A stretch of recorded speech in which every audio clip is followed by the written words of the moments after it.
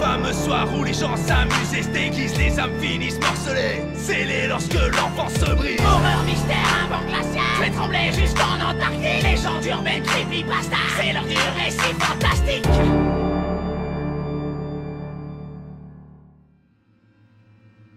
J'adore la symétrie. Je ne sais pas exactement pourquoi, mais je l'aime depuis que je suis gamin. La plupart des enfants sont désordonnés et étourdis en ce qui concerne leurs affaires. Pas moi.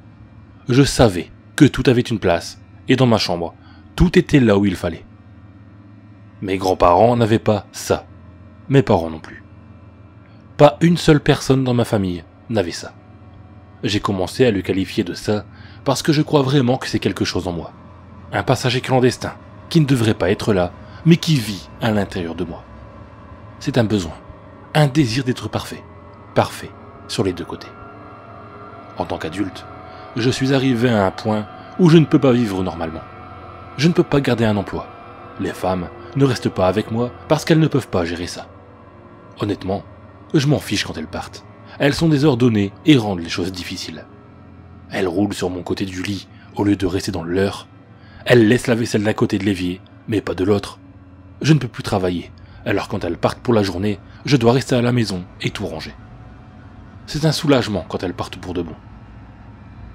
Ce sentiment ne dure jamais pourtant. Finalement, ça revient, et c'est quelque chose d'autre qui doit être arrangé. Vous vous demandez peut-être pourquoi je cherche des débuts de relation si je ne peux pas les supporter. Eh bien, il est difficile pour moi de dormir au milieu du lit, toute la nuit, sans bouger. Outre le problème des relations, ma vie est à peu près en ordre. Je dis à peu près parce qu'il y a un dernier problème qui doit être traité. Vous voyez, j'ai ce qu'on appelle hétérochromia iridum, ou deux iris de couleurs différentes. Mon œil droit est bleu bleué, mon œil gauche vert pâle. Toute ma famille a les yeux bleu bleués, sauf moi. Mon œil vert est détraqué. Il me rend déséquilibré. Chaque fois que je me regarde dans le miroir, ça me fixe. C'est tout ce à quoi je pense maintenant. Tout est à sa place, sauf ma petite erreur verte. Ça n'a pas fait mal au début, quand j'ai enfoncé la cuillère sous mon œil. Ça n'a même pas fait mal quand j'ai éjecté l'œil et qu'il pendait à ma joue. Était-ce le choc qui maintenait la douleur ou était-ce ça? J'ai coupé le nerf optique et j'ai touché les liquides chauds qui coulaient le long de mon visage. Ma vision était réduite de moitié. C'était une étrange sensation. Ce qui restait de la chair qui pendait, je l'ai placé dans le nouveau trou. J'ai pensé l'appeler, rincé la cuillère, et je suis parti dormir. Je me suis réveillé heureux. Je n'avais jamais aussi bien dormi depuis des années. C'était finalement fait. J'étais symétrique. Je suis sorti du lit et j'ai titubé jusqu'à la salle de bain. Mon corps me faisait mal et ma tête était en feu. J'ai appuyé sur l'interrupteur de la salle de bain et la lumière était aveuglante. J'ai lentement levé le pansement qui était imbibé de sang et qui collait à mon visage comme du scotch. Quand j'ai levé les yeux vers le miroir, mon estomac s'est retourné. C'est alors seulement que j'ai réalisé ce que je m'étais fait et je ne pouvais pas y croire. Il y avait un trou au côté gauche de mon visage, mais pas au droit. J'étais déséquilibré, encore. C'était beaucoup plus difficile de sortir le deuxième œil. Mes mains tremblaient et quand j'enfonçais la cuillère, je me suis raté plusieurs fois, perforant ma pupille 3 fois avant que je la mette au bon endroit. Une fois l'œil éjecté, j'ai étendu mes ciseaux pour finir le travail. Le sang de la nuit précédente avait séché sur les lames de telle sorte que les ciseaux ne coupaient pas bien. Vous savez, quand vous étiez gosse à l'école primaire et que votre professeur vous faisait couper des papiers pour des projets artistiques, avez-vous déjà essayé de couper 3 morceaux à la fois? Les ciseaux ne coupaient pas. Les lames se pliaient et le papier restait coincé entre elles. C'est ce qui s'est passé avec mon œil. Le nerf optique était coincé entre 2 lames. Il était coincé. Et alors que je tentais désespérément et frénétiquement de le couper, j'ai glissé sur le sang et je suis tombé. J'ai eu le réflexe d'abandonner mon œil pour tenter d'amortir la chute avec ma main. Le poids des ciseaux collés sur mon nerf optique était insupportable. Je savais que je ne pourrais pas le supporter assez longtemps pour me rendre à la cuisine et prendre un couteau. Alors j'ai tiré. J'ai tiré tout droit devant moi. J'ai senti la déchirure de la chair à l'intérieur de mon crâne. Et je l'ai senti se déchirer et j'ai craché du sang partout. Je savais que je pleurais, mais je ne savais pas si c'était des larmes de sang ou du fluide oculaire. Quand j'ai entendu un claquement humide de chair contre le carrelage, j'ai su que j'en avais fini. j'ai su que ça était fini. Je pouvais maintenant vivre ma vie sans voir les gens affreux et désordonnés et leur vie inégale. Le soulagement m'envahit et je savais qu'il durerait pour toujours cette fois. Je n'avais jamais ressenti ça avant, jamais eu autant d'espoir. Alors que je gisais dans ma salle de bain, sur le carrelage froid, humide et collant, j'ai souri pour la première fois depuis des années. Au cours de mon adolescence, dans les années 90, j'ai eu ma petite période cinéma underground. À l'époque, nous n'avions pas accès à toutes les productions étranges, même carrément malsaines, qui pullulent aujourd'hui sur Internet. Et nous devions nous en remettre au bon vieux réseau de vente et d'échange de VHS. J'ai eu en ma possession, vers 96 je crois, un film particulièrement troublant dont j'ai décidé de vous parler ici. J'ai depuis rendu la cassette à son propriétaire en échange d'autres films, et lui-même l'a sûrement fait tourner de son côté. C'était comme ça que marchait le réseau. Je crois qu'il s'agissait d'une production asiatique, peut-être japonaise ou peut-être coréenne. Le film était sous-titré en anglais, avec une syntaxe ignoble et des fautes d'orthographe partout, ce qui n'aidait pas beaucoup à la compréhension globale. Je préviens d'avance que je n'ai aucune hypothèse quant aux fans d'un tel film ou au public auquel il était destiné, et je ne sais pas non plus s'il est le fruit d'un trucage très habile ou non. Mes connaissances en matière d'effets spéciaux sont lacunaires, mais la nature même de la mise en scène et ce qui est montré me paraît rendre difficile leur réalisation. Inutile de préciser que si qui que ce soit a des informations sur cette cassette, je serais plus qu'intéressé d'en discuter avec lui. Bref, je vous laisse sur les quelques souvenirs que ce visionnage m'a laissé. Le film s'ouvre sur un plan fixe, montrant une petite pièce entièrement jaune du sol au plafond, aux murs brillants comme recouverts de cire ou composés de plastique. Il n'y a ni porte, ni fenêtre visible, et l'architecture globale, comme la présence de gros poteaux ou le plafond très bas, me font un peu penser au local d'un parking souterrain. Un homme en costume vert, assis à une table d'écolier dans un coin de la pièce, s'adresse directement à la caméra. Il parle comme un présentateur télé. Il se présente comme un adepte de l'art, de la déstructuration, qui se divise lui-même en 4 disciplines distinctes. Il enchaîne directement sur le premier de ces 4 sous-arts, celui de la restructuration, à long terme, ou art bonsaï. Un projecteur s'allume, apparemment situé derrière la caméra, et illumine le mur du fond de différentes diapositives en noir et blanc. Tandis que la luminosité de la pièce baisse progressivement, je précise ici que la VHS était de très mauvaise qualité, et que les photos projetées l'étaient apparemment aussi. De fait, je ne sais pas exactement ce qu'elles représentaient. Nous pouvions plus ou moins voir des formes sombres et floues, tordues, sur un fond blanc granuleux. Les images étaient hyper contrastées, sans aucune nuance de gris. Le présentateur s'excusait de ne pouvoir faire de démonstration en direct de son art sur le plateau, l'exécution demandant un temps infini, pouvant aller jusqu'à plusieurs années, voire plusieurs décennies. Cut sur une autre pièce, à l'architecture très semblable à la précédente, aux murs jaunes et lisses, mais qui semble un peu plus grande. Le présentateur apparaît par la gauche de l'écran. Il porte maintenant un costume bleu. Il salue à nouveau les spectateurs et marche jusqu'à l'extrémité de ce qui semble être une longue table de banquet, se prolongeant hors cadre vers la droite. Sur la table est posée une grande cage avec, à l'intérieur, un minuscule porcelet, pas plus grand qu'un chat. Le présentateur enchaîne sur le deuxième de ces 4 arts, celui de la décomposition.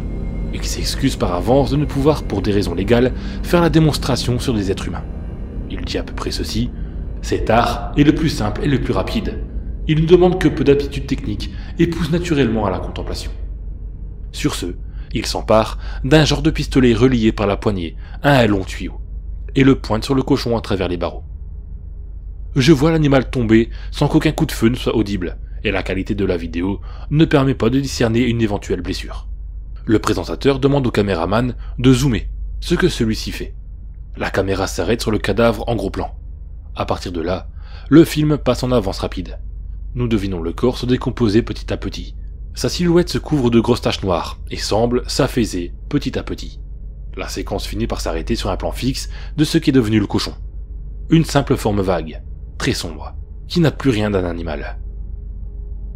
La caméra revient au présentateur, arborant maintenant un ensemble rose vif, et le suit à mesure qu'il avance le long de la longue table. Celui-ci s'arrête devant une cage en verre, vivarium ou aquarium, à l'intérieur de laquelle un gros rat blanc gratte la paroi. Voici venu le moment de vous présenter mon 3e art, celui de la liquéfaction. Pour des raisons évidentes de sécurité, je ne peux jeter directement à la main notre cobaye dans la solution diluante. Utilisons ces ingénieux systèmes mis au point par l'équipe de l'émission.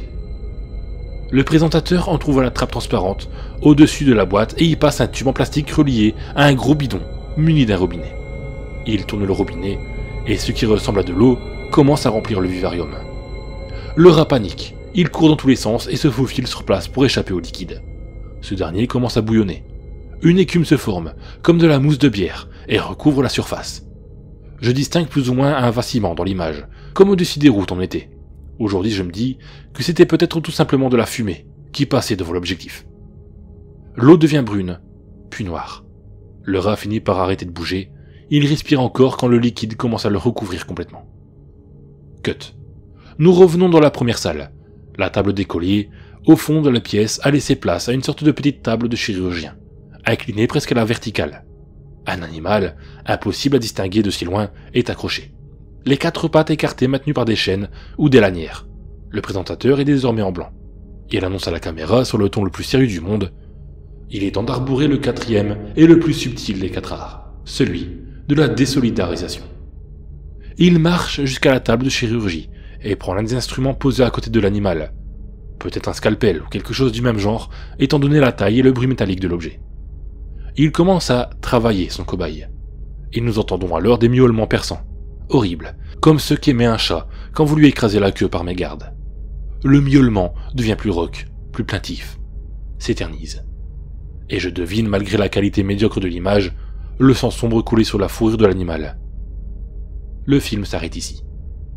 La suite de la cassette est occupée par des extraits d'un film asiatique, non sous-titré et tout à fait banal, comme si on avait enregistré la vidéo par-dessus. Puis suit un écran bleu, accompagné d'un bruit de fond, sourd et diffus.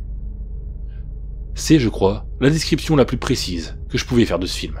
Encore une fois, si quelqu'un a la moindre information, qu'il m'en fasse part.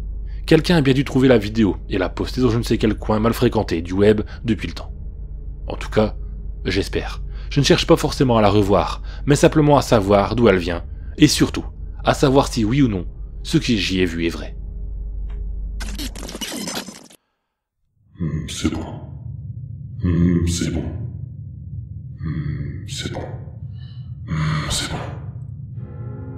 Je me réveille subitement, terrifié, le visage en sueur. Le cauchemar est revenu.